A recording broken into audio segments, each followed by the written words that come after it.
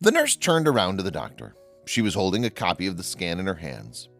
Everyone in the room was waiting to see what the scan showed, yet the nurse hadn't handed it over.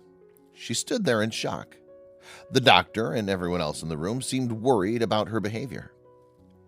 A call of her name snapped her out of it. She handed the scan over to the doctor.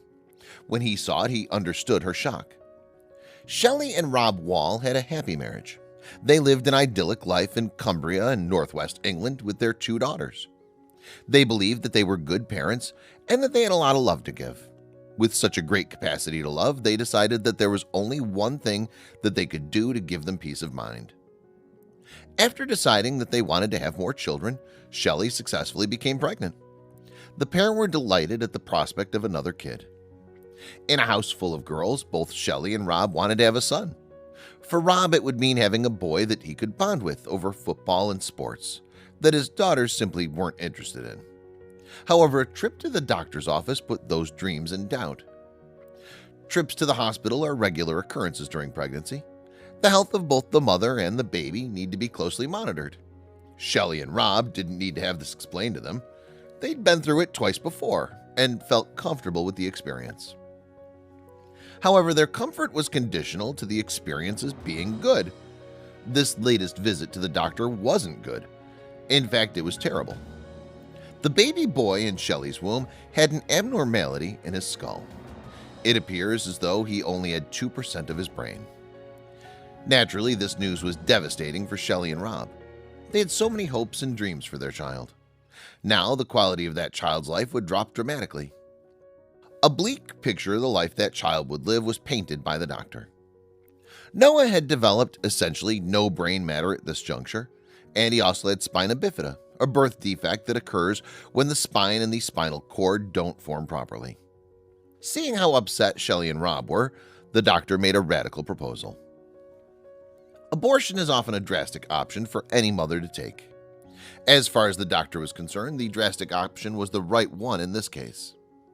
He told them that the life expectancy of their boy would likely be short, and even if it wasn't, he would require constant care.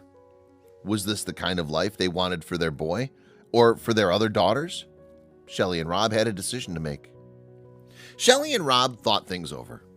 They went home and looked at their girls, not having the heart to tell them the bad news. They adored their children and hated to ever see them sad. In the adoration, there was an answer. Shelley and Rob had committed to having a new baby.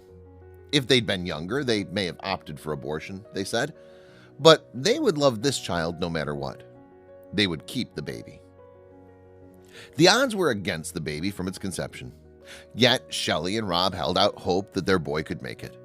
And it's a good thing they did. Noah let out a big scream the moment he was born, letting his parents know that he had arrived. To give him a fighting chance, a doctor placed a shunt in Noah's skull to drain the excess fluid and relieve the pressure on his brain tissue. His parents could only wait and see how he developed. Shelley and Rob had no explanation for Noah in early days of life. They were simply happy that their boy was healthy and happy. What's more, Noah was able to breathe, eat, and drink because his brainstem was intact. He was paralyzed from the waist down, but this never seemed to affect his mood. He was a happy little boy.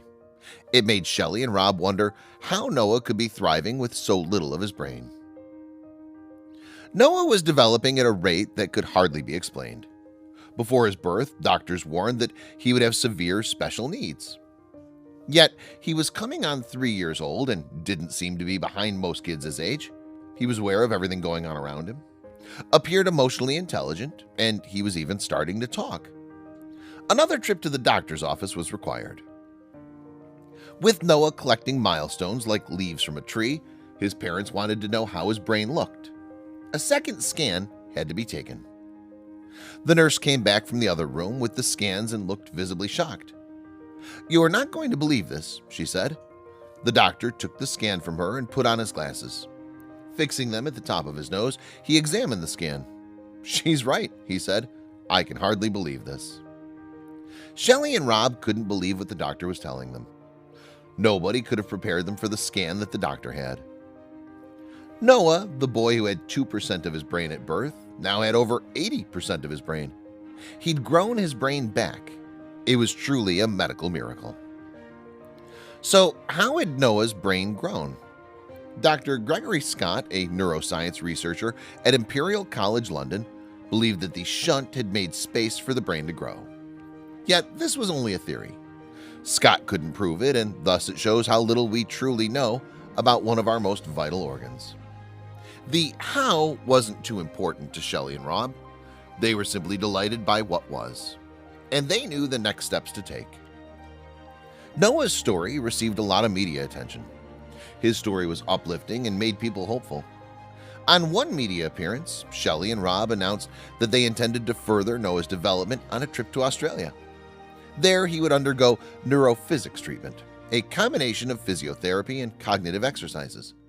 They even had a belief that Noah would still be able to walk in the future. All in all, the little boy's future looks bright, and his story teaches us an important lesson. Without getting into a debate about the ethical arguments around abortion, we can say that Noah's story is one of human hope and positivity. His parents were told that looking after Noah would be tough, and while taking care of him isn't easy, there's not a day that goes by without them thanking their lucky stars. They had faith in their boy, and they're being rewarded with a starring role on the most fulfilling of journeys.